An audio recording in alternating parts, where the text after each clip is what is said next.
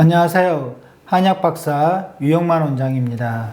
이번 시간에는 지속적 체위지각 어지러움의 정의와 임상 특징에 대해서 말씀드리겠습니다. 지속적 체위지각 어지러움이란 검사상 이상 소견이 없는 상태에서 3개월 이상 지속되는 어지러움, 자세 불안, 비회전성 현기증 등의 증상이 서 있거나 걸을 때 또는 일련의 동작이나 시각 자극에 의해 악화되는 것을 말합니다. 이 어지러움은 과거에는 공포체위 현운, 시민성 어지러움, 만성 주관적 어지러움 등으로 불리기도 했습니다. 2017년 바라니 학회에서는 공포체위 현운, 시각 현운, 만성 주관적 어지러움에 대한 정의를 종합하여 지속적 체위지각 어지러움으로 진단 기준을 정립하였습니다. 지속적 체위지각 어지러움의 임상 특징에 대해서 말씀드리면, 첫 번째, 다양하고 애매한 형태의 비회전성 어지러움을 보입니다. 환자들은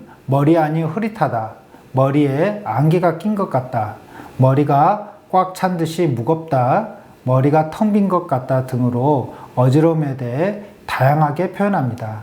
또는 방향 감각이 무디다, 초점이 선명하지 않다 등의 애매한 표현으로 증상을 호소하는 경우가 많습니다. 두 번째로는 주관적으로 자신의 몸이 흔들리는 자세 불안을 호소합니다. 자세 불안은 서 있을 때 불안정한 느낌 또는 흔들거리는 감각을 말합니다. 환자들은 걸을 때 옆으로 기우는 느낌을 호소하는데, 이때 기우는 방향이 어느 한쪽으로 고정적이지는 않습니다. 가만히 서 있을 때 주관적으로 자신의 몸이 흔들리는 느낌이 들거나 걸을 때 옆으로 기우는 느낌을 받지만 외관상 휘청거리지는 않습니다. 세 번째, 어지러움과 자세 불안이 서 있거나 걸을 때 악화됩니다. 어지러움과 자세 불안은 대체로 서 있거나 걸을 때 심해지고 앉아 있거나 누워 있을 때 줄어듭니다. 하지만 자세 변화에 민감한 환자들은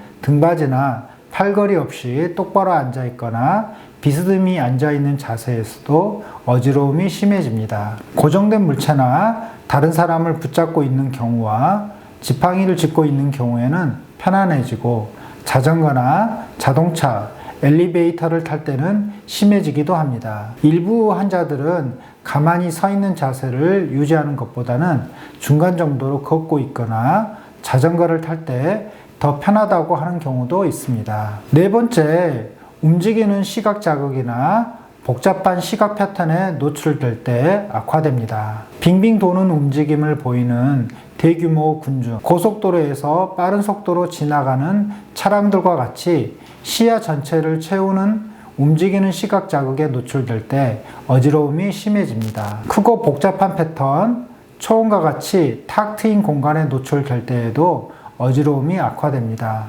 또는 작은 크기라 해도 책, 모니터, 핸드폰, 텔레비전을 볼 때 심해지기도 합니다. 다섯 번째, 어지러움을 유발하는 선행질환이 있습니다.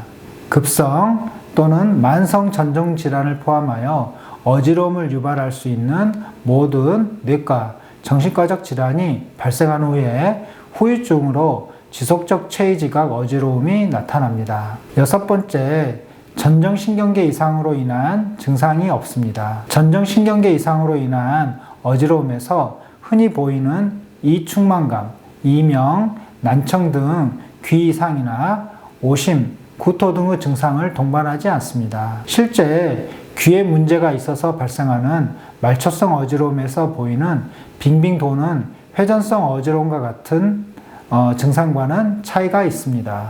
결론적으로 지속적 체위지각 어지러움은 검사상 이상 소견이 없는 상태에서 3개월 이상 지속되는 어지러움, 자세 불안, 비회전성 현기증 등의 증상이 서 있거나 걸을 때 또는 시각 자극에 의해 악화되는 어지러움을 말합니다. 환자는 머리 안이 흐릿하다 등의 애매한 형태의 비회전성 어지러움과 주관적으로 자신의 몸이 흔들리는 자세 불안을 호소하며, 이러한 어지러움이 서 있거나 걸을 때 또는 움직이거나 복잡한 시각 자극에 노출될 때 악화되며, 전정신경계 이상으로 인한 증상은 동반되지 않는다는 특징을 가지고 있습니다. 이번 시간에는 지속적 체위지각 어지러움의 정의와 임상 특징에 대해서 말씀드렸습니다. 감사합니다.